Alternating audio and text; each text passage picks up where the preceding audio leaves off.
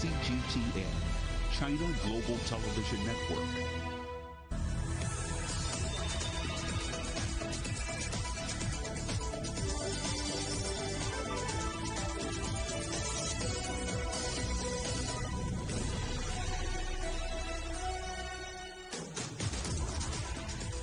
Hello and welcome to Global Business Europe, live from CGTN in London. I'm Jamie Owen. And I'm Robin Dwyer. Our top stories. The end of the road for petrol and diesel cars. The EU wants to stop sales from 2035. The UK sets out its own green roadmap to transform transport, but environmentalists are furious. Plans to make the euro available for use as a digital currency come a step closer. And fizzing with indignation, champagne makers threaten to escalate the row with Russia over its new sparkling wine law. The European Union has unveiled an ambitious plan to fight global warming, positioning itself as a world leader on climate change. Under its proposals, every industry will be forced to accelerate its shift from fossil fuels so that greenhouse gas emissions are reduced by at least 55% by the year 2030 compared to 1990 levels. Achieving that goal would put it on course to becoming a carbon-neutral economy by the year 2050. Well, our correspondent Tony Waterman is in Brussels for us. Tony, is this achievable?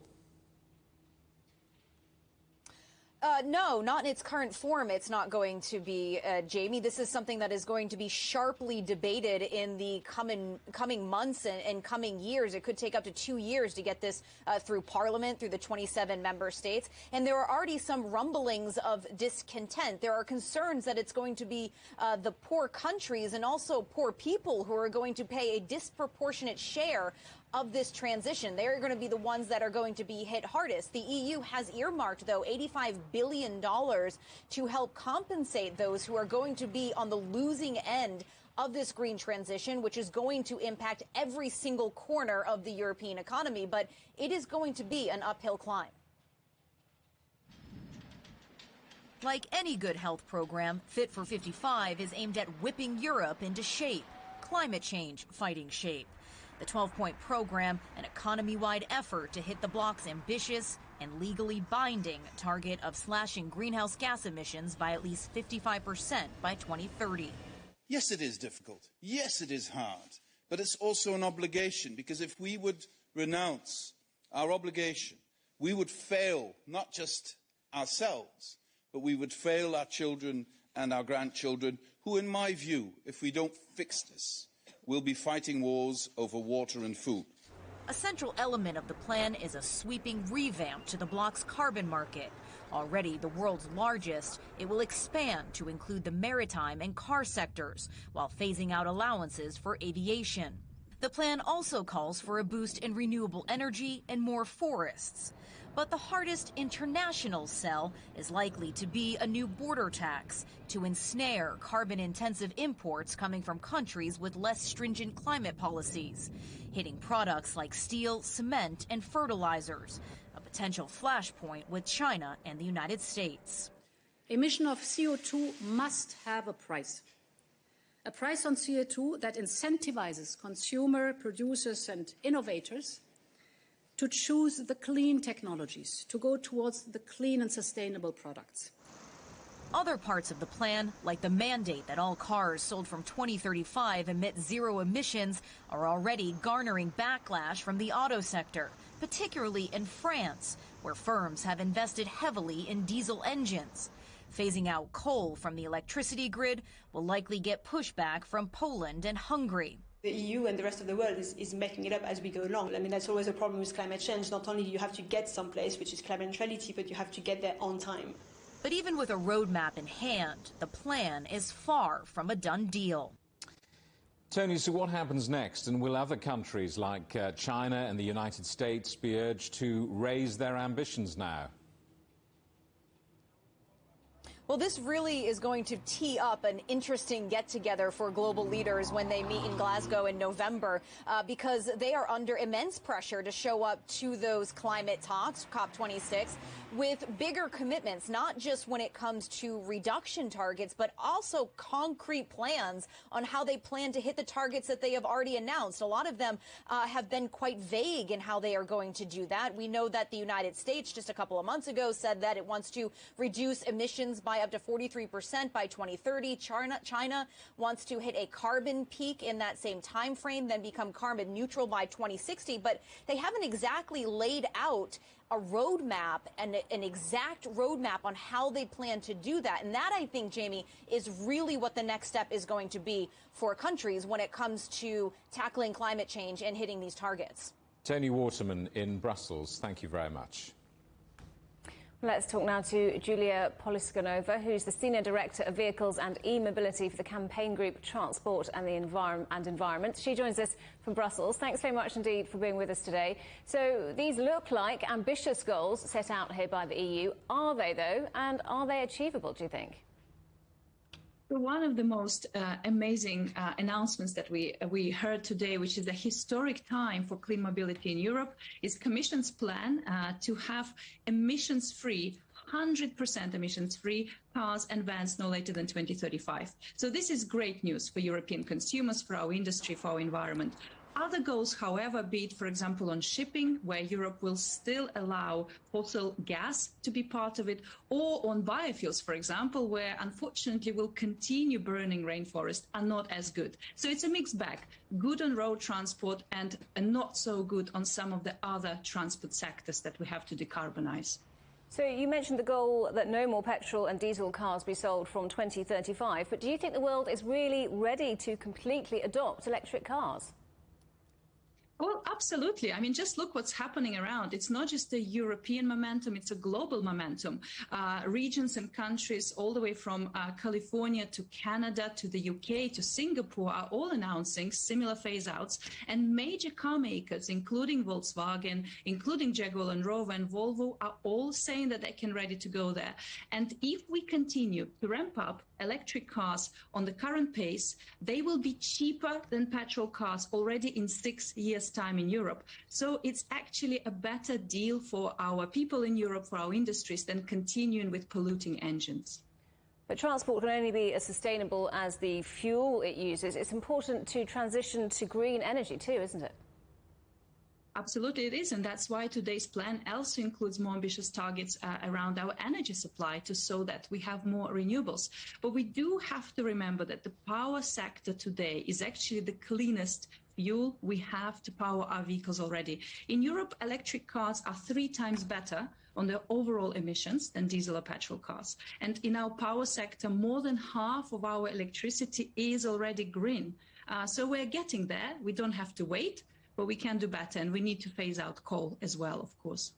Let me go back to the affordability of electric cars, because meeting these goals require big changes by individuals, don't they? And it's going to be a struggle. I think we have to understand and learn from history that the cars become cheaper when we move to the mass market, right? Henry Ford did this for petrol cars last century, moved to the conveyor belt. And now we're moving to mass production of batteries with gigafactories and platforms that all car makers are using. So this will all drive down the costs for electric vehicles. This is the role of policymakers. Push the industry to mass produce and commercialize the technology so it is affordable. Of course, we also have to do things such as charging, for example. And today, the Commission also unveiled binding mandates on all European countries to make sure that wherever you live or wherever you travel, there will be a charger next to you available. So these measures apply to Europe, but how crucial is it that the rest of the world pulls its weight? There is a global race to zero going on. There's a lot of movement on zero emissions in the US, for example. And actually, until recently, China was the world's leader in electric vehicles. So it is not just Europe. It's a global race to zero emissions mobility for industry, for future jobs, as well as for the climate. So today, what the announcement means is that a huge global block of countries from very rich to less rich and even poor member states can do it. That means the world can do it as well, and it's a great signal ahead of global climate negotiations we'll have in November. And ultimately, Europe is also helping the rest of the world to democratize electric cars. If we can do them and make them cheaper in Europe, they will become cheaper for everyone else globally to be able to afford them as well. Julia Poliskanova from Transport and Environment, thanks so much indeed for joining us. Well, the UK has also published its so-called Green Print for transport, detailing its plan to reduce emissions to virtually zero by the year 2050. But the government's vision has been ridiculed by environmentalists who say it relies too much on technology that doesn't yet exist, particularly when it comes to aviation. Let's talk to our correspondent Andrew Wilson, who's following the story for us. Andrew, the UK government's telling the British public to carry on flying. It doesn't sound very green to me. Well, it's interesting, isn't it, Jamie? Since the last 20 years, we've all been educated to understand that every air mile has a carbon cost. The Grant Shapps, the Transport Secretary, has released a YouTube video alongside the release of this policy, and in it he says very optimistically to the camera, it's not about stopping people doing things, it's about doing the same things differently. Well, that's a new message as far as environmental practice is concerned, and what the government's talking about is domestic flights being almost emissions-free by 2040, and international aviation being nearly zero carbon by mid-century. But what the environmentalists are saying, and scientists are saying, is where's this technology? And there is a concern that the government is favouring technology over behavioural change. Environmentalists are saying, yes, we agree with the sentiment, the rhetoric is absolutely everything we've been looking for, but we don't have biofuels yet that can power these kind of jet airliners. We don't have hydrogen planes yet that we can reliably take to the sky in 20 years' time. Electric power still hasn't been able to solve the problem of carrying the weight of aircraft. So where is this great technology going to come from? And the environmentalists say what's being left out of this argument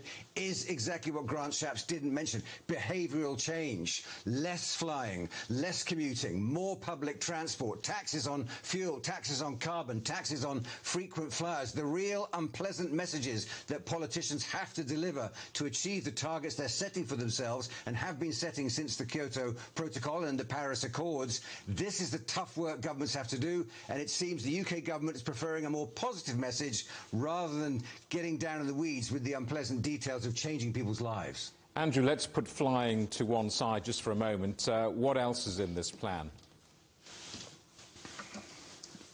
Well, it's mostly about transport, Jamie, and the government's right to highlight transport. Transport, according to the government, is about 33% of UK emissions. 7% of UK emissions are flying. The rest comes pretty much from cars, roads, and a bit of rail. And they're saying that all new cars and vans, we already know this, which are only run on diesel and petrol, will be banned after 2030 as new car sales. All new lorries, this is a new one, zero carbon by 2040. And immediately the Road Haulage Association has come and said, how are you going to do that? We don't have lorries that we can run without diesel or petrol at this stage, and we don't see that technology anytime soon. And there are concerns about those promises. Again, even vans are very new on the road in terms of being diesel and petrol free. They're also talking about smart charging from EVs, electric vehicles. As electric vehicles become more common, there will be ways of people parking their EVs outside the house and using those batteries, if they're fully charged and they don't need the car, to run the electrical appliances in their house. Supporting more active travel, in other words, bikes and walking, and also rail net zero apparently by 2050. So it's a very optimistic message, but again, some of the technology is in its infancy as far as this is concerned, and there are concerns that the government's making more promises than actually announcing a kind of plan. However, it does need to show leadership ahead of the Council of the Parties 26 in Edinburgh in November. Now, the Paris Accords, which are so famous, were greatly influenced by the leadership of Laurent Fabius, the foreign minister of France at the time. He dragged these world leaders kicking and screaming to the table and said, really, the time for keeping your cards close to your chest is over. We need to make some decisions. And the UK's hoping again to encourage the same kind of optimism followed by action in Glasgow this year. But it's a balancing act, and environmentalists still think that the real hard messages are being ignored. Andrew Wilson in Oxford, thank you very much. Dutch Volkswagen drivers will be compensated for rigged emissions tests following the latest legal ruling in the so-called Dieselgate scandal. Amsterdam's district court said around 150,000 car owners and former owners should each receive around $3,500. From 2009 to 2015, Volkswagen used software to manipulate testing on around 11 million of its vehicles worldwide. The company says it will appeal against the latest decision. You're watching CGTN. Still ahead, shortages of food and fuel in South Africa following the unrest sparked by the jailing of the former president.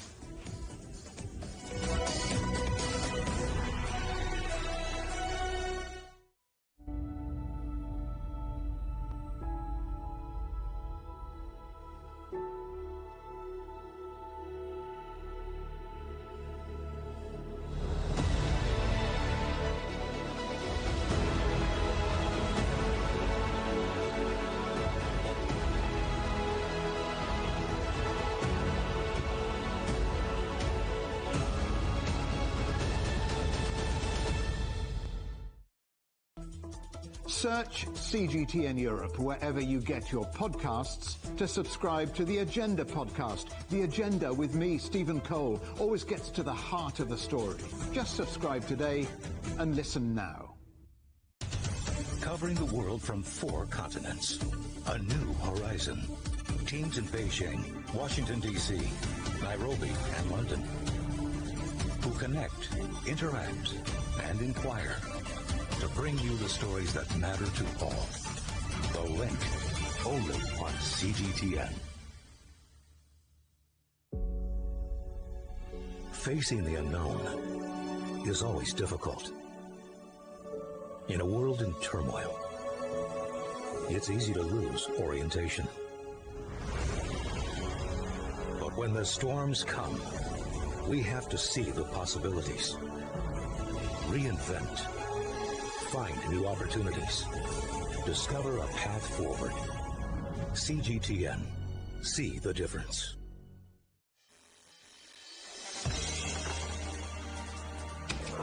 The world has changed under the pressure of the pandemic. For many of us, life is returning to some kind of normal.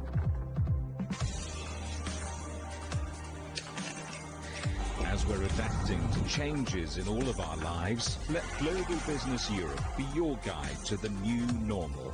Join us weekdays on CGTN.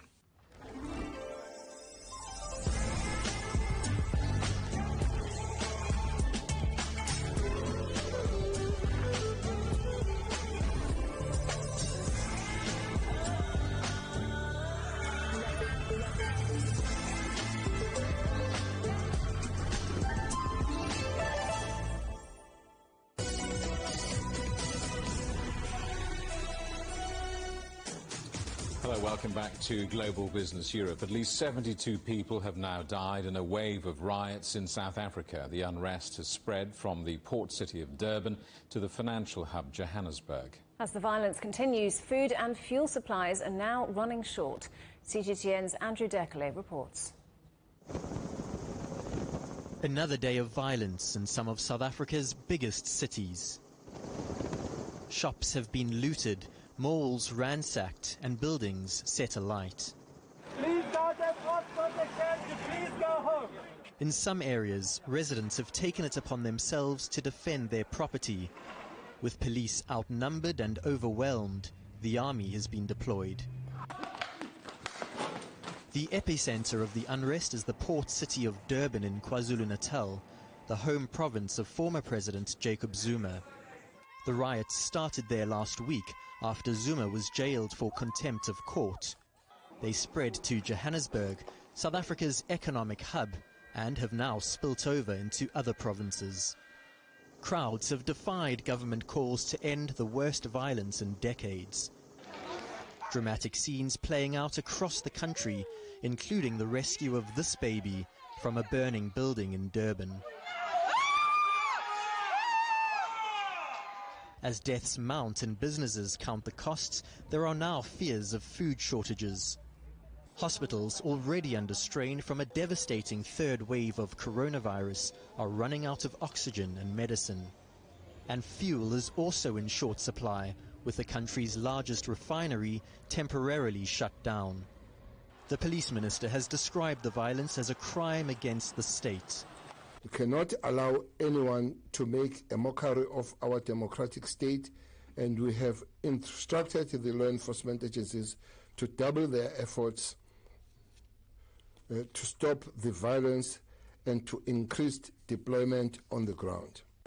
The spark may have been political, but some observers say the unrest is being fueled by anger over rising unemployment and poverty in one of the most unequal societies in the world.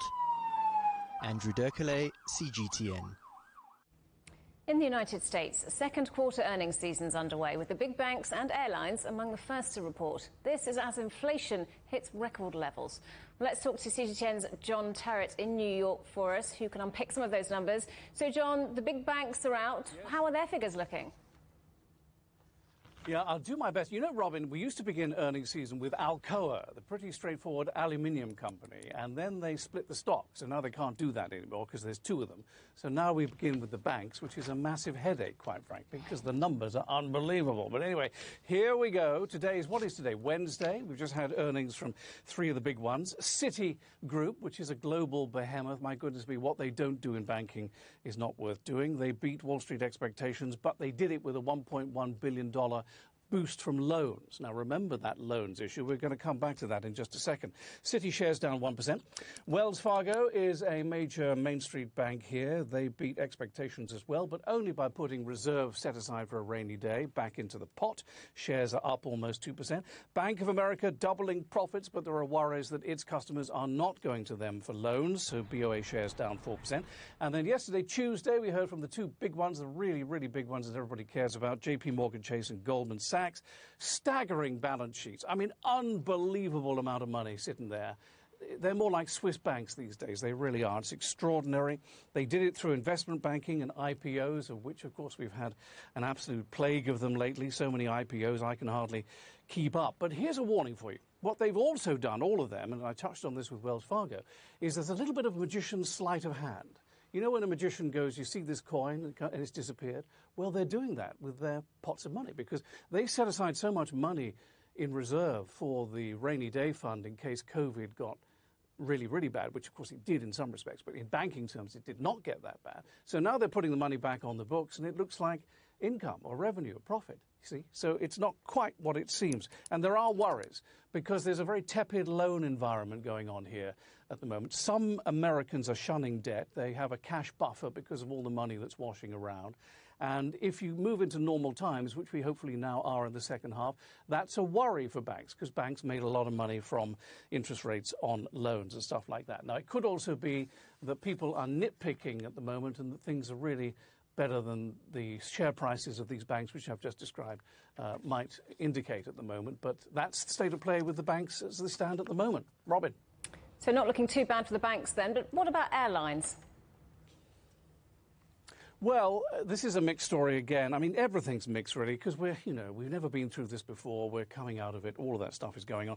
Delta Airlines, there are three big international airlines in America these days. Delta is one, American Airlines is the other, and United Continental is the other. And you see them at airports all over the world.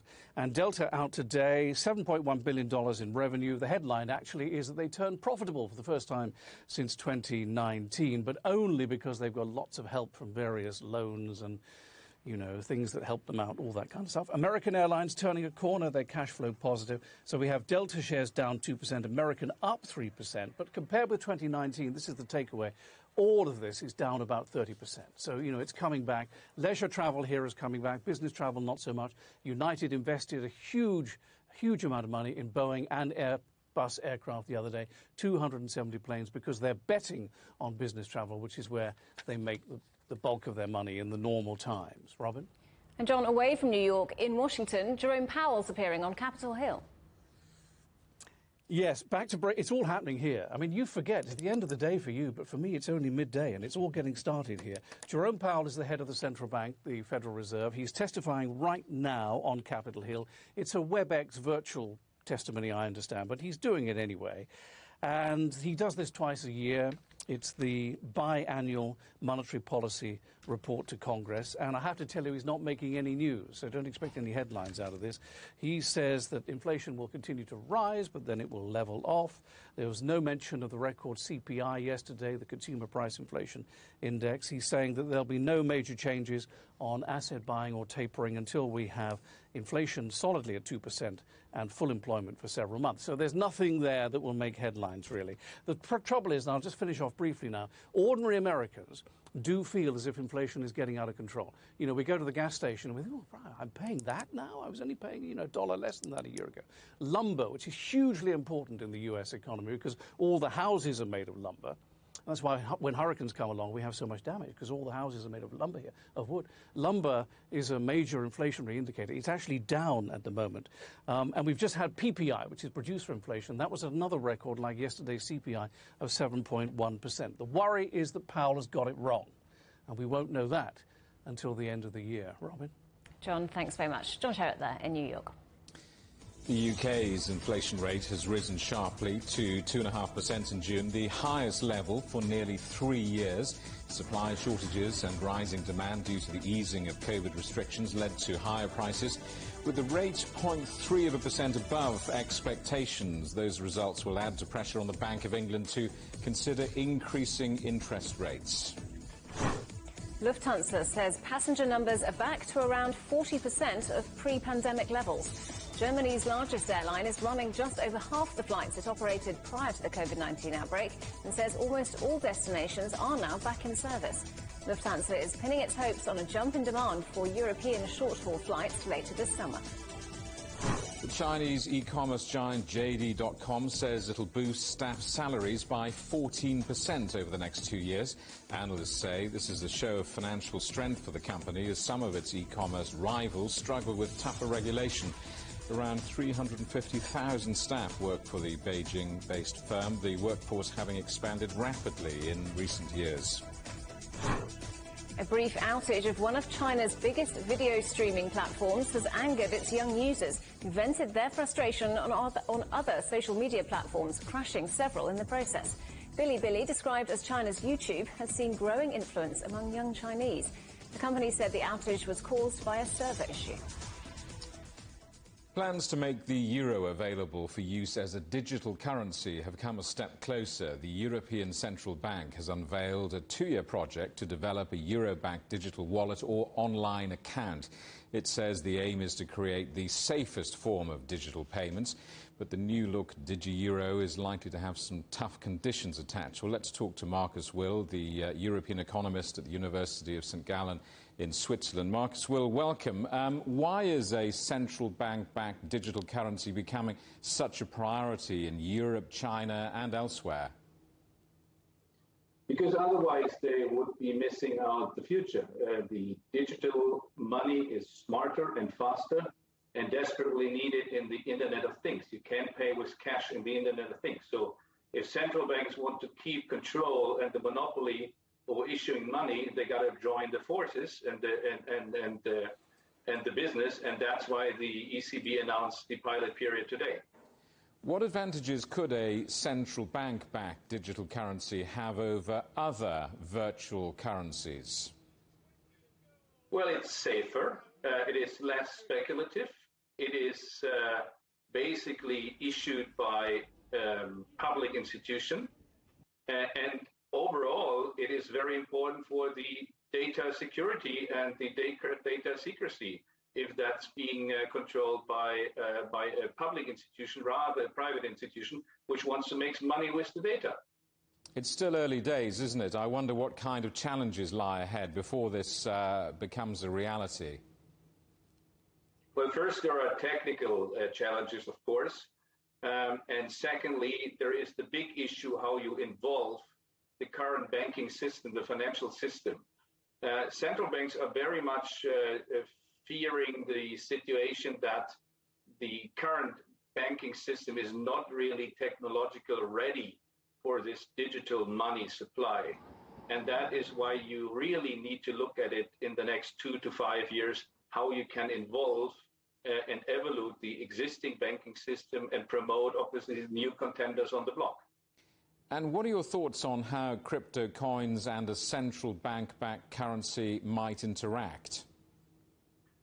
Well, good old economic theory, they will compete. And that's really what I am envisaged to happen, that once ordinary people like you and me maybe at some point want to pay in digital money rather than in cash, would you prefer a Bitcoin or would you prefer some kind of a government coin, a gov coin from the ECB, from the Bank of China, from the Fed and anyone else? So that's going to be competition, and that's good for the future. Marcus Will at the University of St. Gallen in Switzerland, thank you very much for coming on the programme. Pleasure, thank you. Digital payment systems have had a bad press lately, with a series of high-profile ransomware attacks on top companies in the US and Europe. CGTN's Science and Technology show, Razor, has been investigating how criminal gangs launch these attacks and how technology can be used to stop them. More at europe.cgtn.com. And remember that CGTN is available to watch for free on all the major digital platforms, on Smart TV or online on Roku, Apple TV, Amazon Fire and Android TV, YouTube and Dailymotion, CGTN.com and the CGTN app. You're watching CGTN. Still ahead, loosening restrictions in England just as COVID cases rise again, leaving some doctors furious.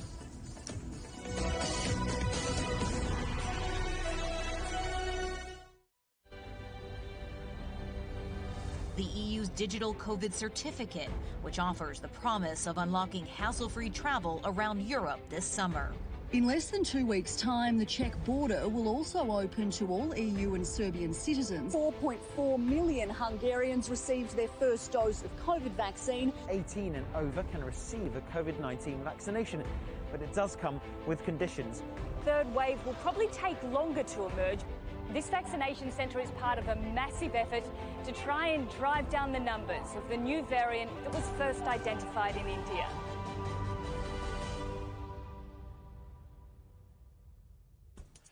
On the agenda with me, Stephen Cole, we look up into space. We look down into data. We look at debt. We look at politics. We look at opioids, climate change. We look at all the issues that really matter around the world. But you matter too. We want to tell the stories you want to see and hear about. Make it your agenda.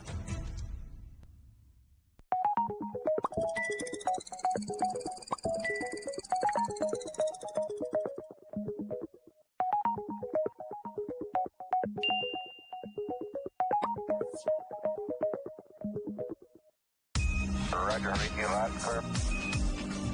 We can try out the wild and crazy ideas.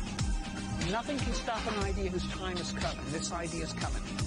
I actually feel quite comfortable in isolation. We should all be very basic when we're trying to save the world. Oh, no! We hope it will happen. We have to live in hope. The agreement is signed. But what is the real deal now the UK has left the EU? For trade, for business, for the city, for ordinary people. Make sense of Brexit with CGTN.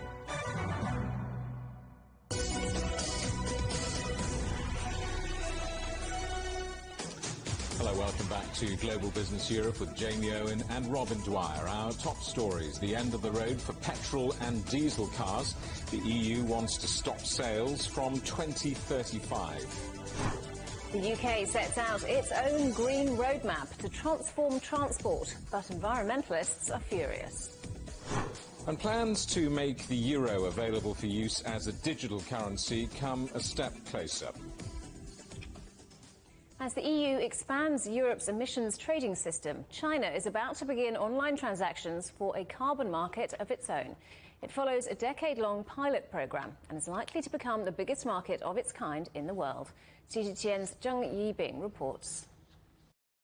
China's carbon trading market will open in July, with online transactions first involving over 2,000 companies in the power generation industry. We estimated that total emissions will exceed 4 billion tons. That means China's carbon trading market will be the biggest in the world immediately after it's launched.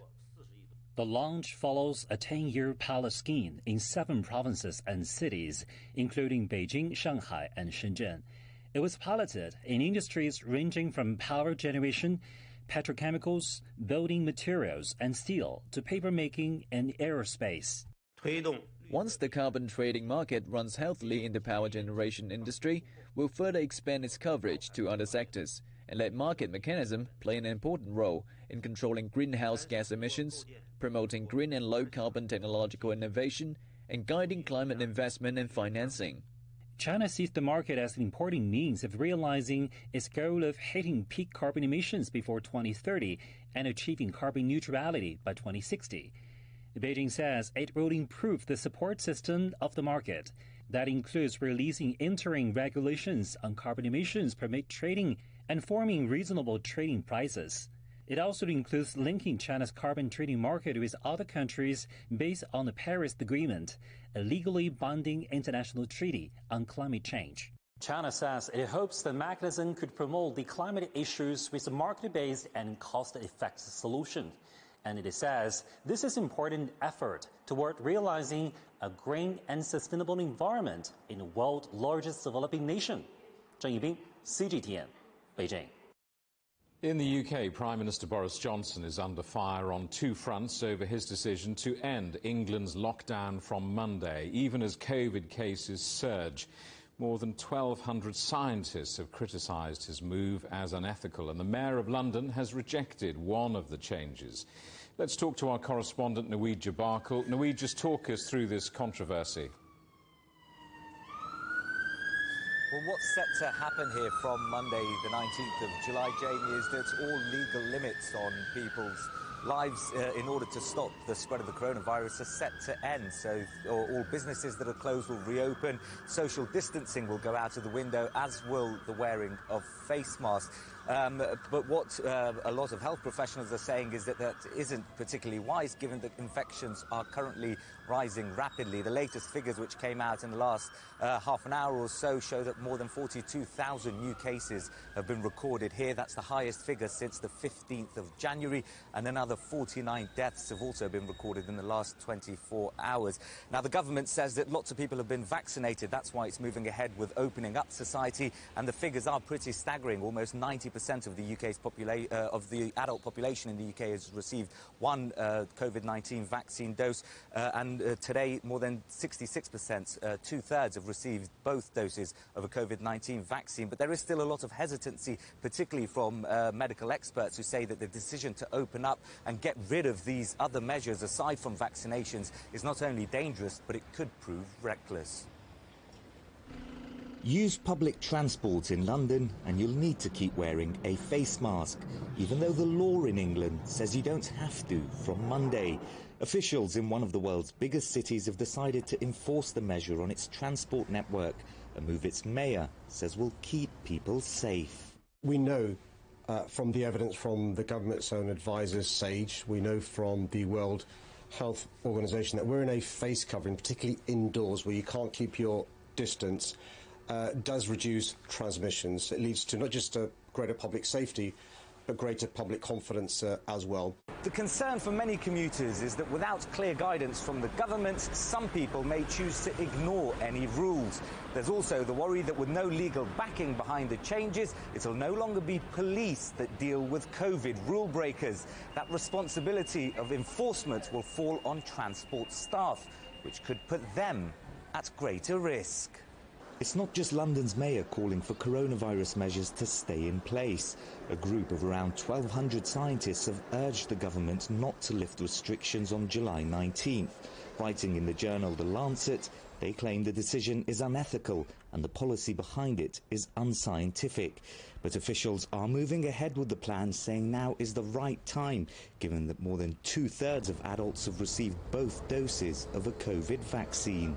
For businesses, many will be glad that restrictions are being lifted, especially the bigger venues that can finally reopen. But as the economy opens up, prices are rising.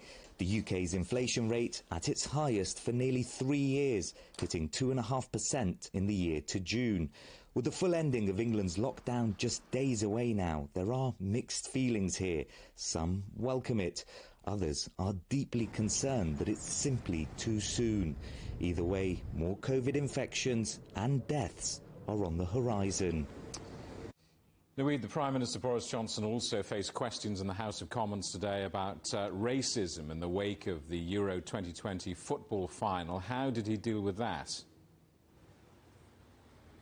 Yeah, this is an issue that's really captured the public opinion here. Jamie, Prime Minister Boris Johnson himself said earlier this week that the issue of the pandemic is a once-in-a-century phenomenon, but you would have expected lots of questions around it today, just days before England is opening up, and there was hardly any talk of it, hardly any questions to the Prime Minister around these restrictions. Instead, the focus, the majority of it, was around the issue of racism.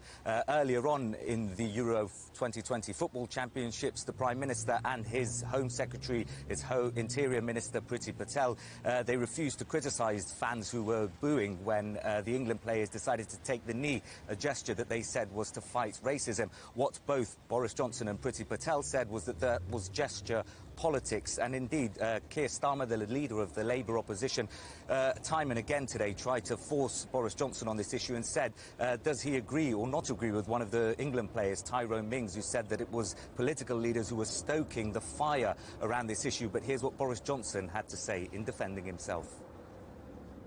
I utterly condemn and abhor the racist outpourings that we saw on Sunday night.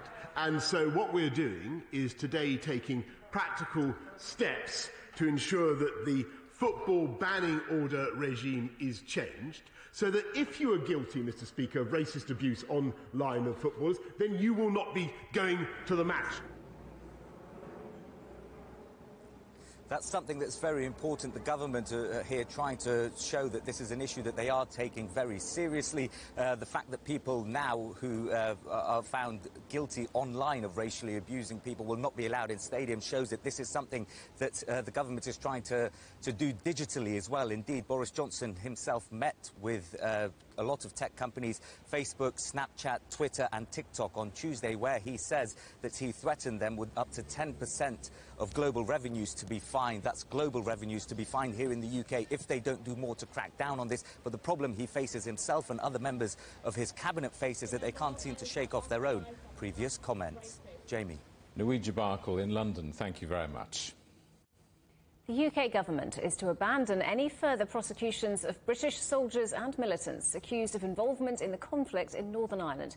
Over 3,000 people were killed in 3 decades of fighting from the late 1960s between Catholic Irish nationalists and Protestants who wished to stay part of the UK. The government in Dublin says the move amounts to an amnesty for those suspected of wrongdoing, while unionist leaders in Northern Ireland have called it unacceptable.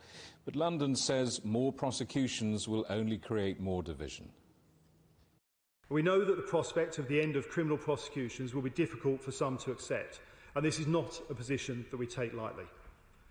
But we have come to the view that this is the best and only way to facilitate an effective information retrieval and provision process, and the best way to help Northern Ireland move further along the road to reconciliation.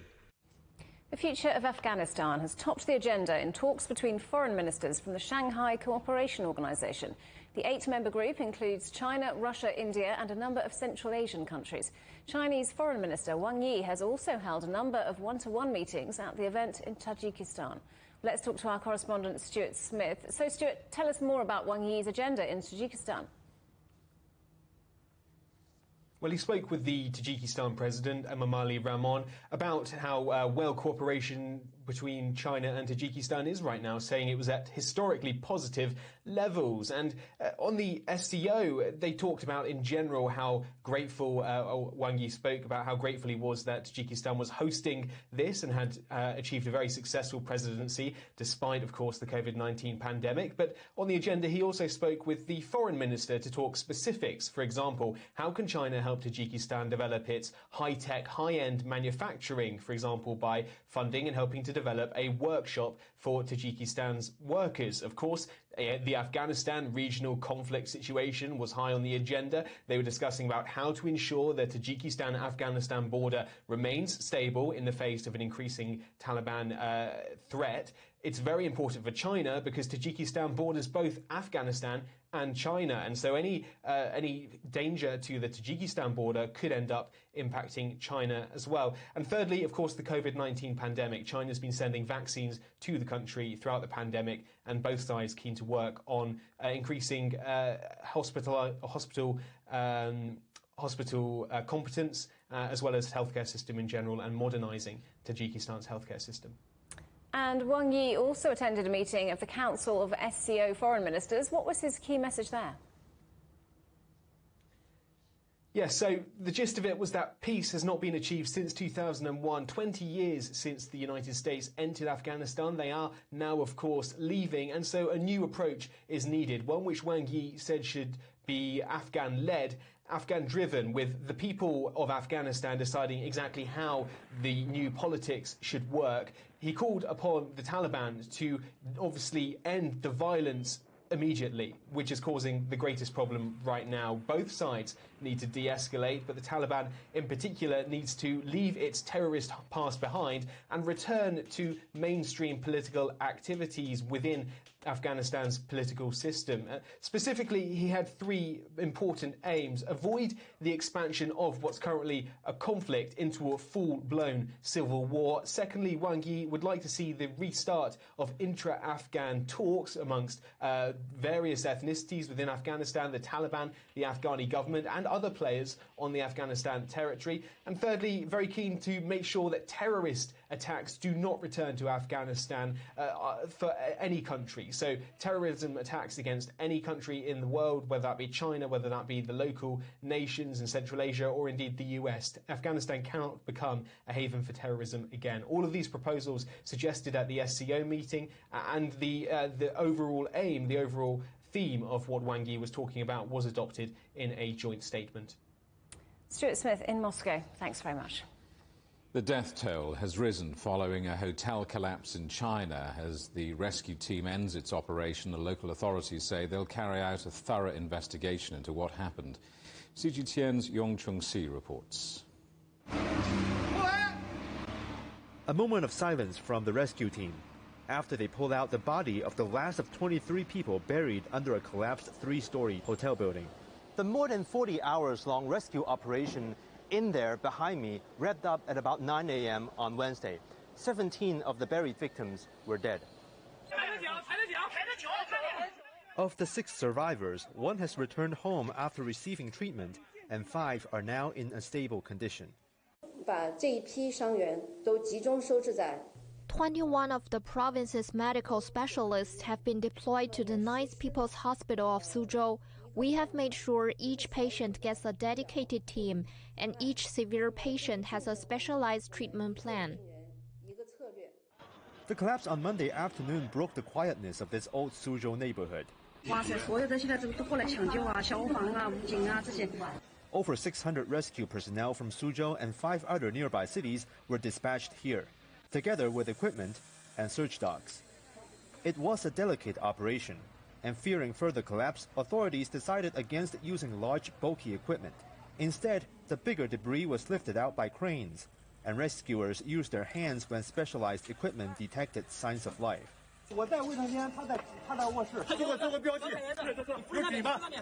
The cause of the accident is yet to be officially announced, but according to state news agency Xinhua, who spoke to the Rescue Command Center, the collapse was likely the result of unauthorized building modifications. The provincial government has formed a team of investigators and detained at least 5 people, including the owner of the hotel, its engineering designer, and the construction manager. China's State Council has also announced on Wednesday that it will supervise the handling of this issue. Yang Cheng-si, CGTN, Suzhou, Jiangsu Province. And some news just in. We're hearing a 4.8 magnitude earthquake has struck Wenchuan County in southwest China's Sichuan province at a depth of 15 kilometers. So far, there are no reports of casualties. The county suffered a severe earthquake 13 years ago, which killed 87,000 people. China's foreign ministry says a bus that plunged into a ravine in Pakistan was attacked with a bomb. 9 Chinese and at least 4 Pakistanis died when the bus came off a mountainous road. The vehicle was carrying around 30 Chinese engineers and construction workers involved in building a dam. Pakistani officials say they're investigating whether or not there was an explosion on the vehicle. Lockdown is to be extended for a further 2 weeks in Sydney as the authorities there struggle to contain an outbreak of the Delta variant. Australia's biggest city had been due to come out of lockdown on Friday, but a rising number of infections, including hotspots around Bondi Beach, mean that the date will now be pushed back to the end of the month. France has celebrated its national holiday, Bastille Day, with a military parade. Thousands of troops marched through Paris, warplanes flew overhead, and traditional parties were held across the country. Last year's celebrations were scaled back due to fears over the spread of coronavirus. You're watching CGTN. Still ahead, sport without getting hot and sweaty. The first e-sport graduates leave university. So is it hard graft?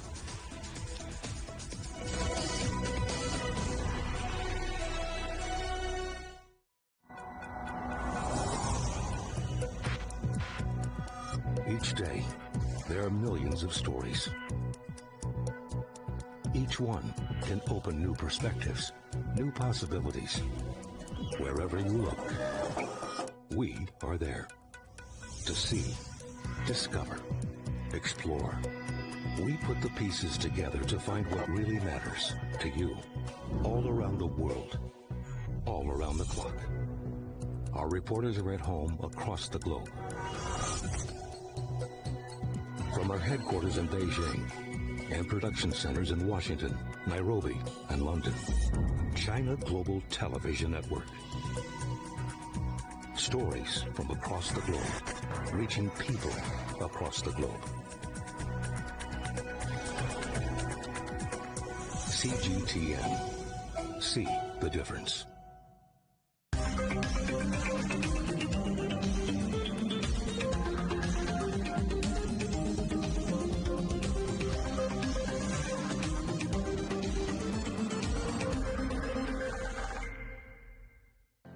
Mari, what would you say is a good question? Stephen, I'd say it's one where there's always more than one answer. The Answers Project is a new podcast series from CGTN Europe. With me, Stephen Cole. And me, Mari Beveridge. In each episode, we'll take a complex question. And with the help of some of the world's foremost experts, shine light on some of the answers. So join us for The Answers Project. Available wherever you get your podcasts.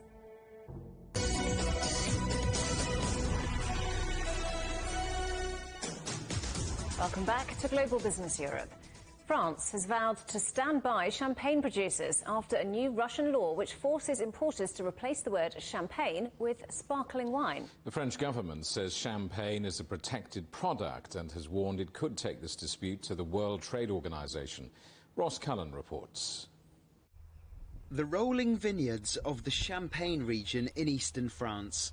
Not the kind of place you would expect to find at the centre of an international row, but a diplomatic debate has been sparked over sparkling wine.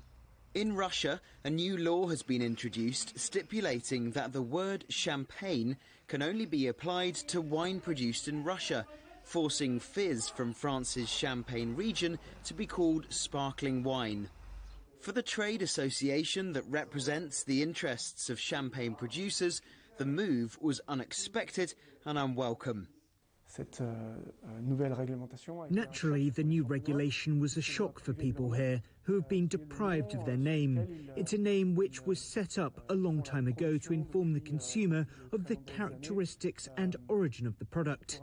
It's their shared heritage, something they're very attached to. So now, not having the right to use this name has been a shock. The situation was so serious that 2 French government ministers made an urgent visit to the region to reassure wine sector representatives. We think that the path of negotiation is the best possible path, so that we can obtain the protection for these geographic designations. We are determined to protect the interests of these sectors, the interest of the champagne sector. A glass of champagne is a classic image of luxury, but it's an image and a drink whose history and heritage is fiercely protected. The Russian president signed the new law earlier in July, and he's previously tightened controls on imported food and drink to favour local producers. But the new legislation has been hard to swallow for the Russian public. If there were a ban, it wouldn't have been a total tragedy, but overall, it wouldn't be great if they banned imports of French champagne into Russia, because the French product is obviously better. Original champagne is incomparable with the Russian sparkling wine version for various reasons. It's tastier, it's better, and it's of higher quality. As a fan of champagne, for me it would have been tough. I hope there would still be shops selling it, or some sort of a compromise will be reached and we will see imports of this type of wine into Russia. Russia is not one of the world's biggest champagne markets, but Russians tend to buy expensive brands. Wine industry representatives say Moscow is willing to negotiate, but French producers are being advised to suspend exports to Russia as the fight over fizz continues to bubble away. Ross Cullen, CGTN, in the Champagne region in eastern France. Now, it's sport, but not as you know it. None of that physical contact where you might get hurt. Welcome to the gentle world of e-sport. China's first e-sports graduates are now leaving university. Our reporter Xie Hongzhou went to find out where it might take them. Liu Xiangze is among the first batch of graduates from a new major in digital entertainment, popularly known by the public as e-sports. But none of his classmates have ended up working in e-sports, let alone becoming professional players. We are not trained to play games well, just like other sports. The golden age for professional players is between 16 to 18. They had the best energy and reflexes. We were already too old for that when we entered university. He says professional players are just one element of esports, just as esports are one sector in the wider gaming industry. So playing games is not part of their studies, unlike what people normally imagine.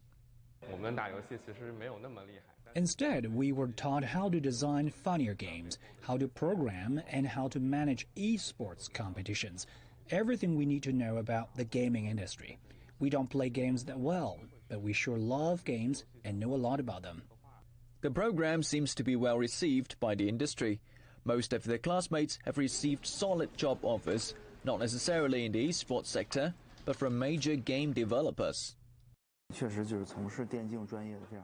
Very few graduates are directly engaged in esports-related work, but they are still in the industry, because games are the outreaches of esports.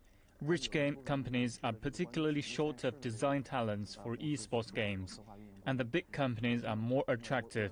It's just a matter of very realistic choices. Universities in China began to offer degrees in esports in 2017. It was in a bid to have a stake in the development of global gaming industry. Today, over 20 Chinese universities have esports majors on offer. A report by a gaming industry association says last year China saw a 44% increase in the market size of esports, with nearly 500 million users in total. That's more than one-third of the whole population. Esports is just like any other traditional sports, but with a much bigger audience. A growing culture industry of this size will need a lot of high-level talents who know both games and management. I believe the major is very practical in the long run, and it will be very helpful for the development of the industry. CGTN, Xie Hongzhou, Beijing. The headlines again. The end of the road for petrol and diesel cars. The EU wants to stop sales from 2035. And the UK has just reported more than 42,300 COVID cases in the last 24 hours. That's the highest daily increase since the middle of January. 49 more deaths were also recorded. Well, that's it for Global Business Europe. Thanks for watching. More on all of our stories at europe.cgtn.com, and do follow CGTN Europe on Twitter, Facebook and Instagram. We'll see you again tomorrow, same time, same place. From all the team here in London, goodbye. Goodbye.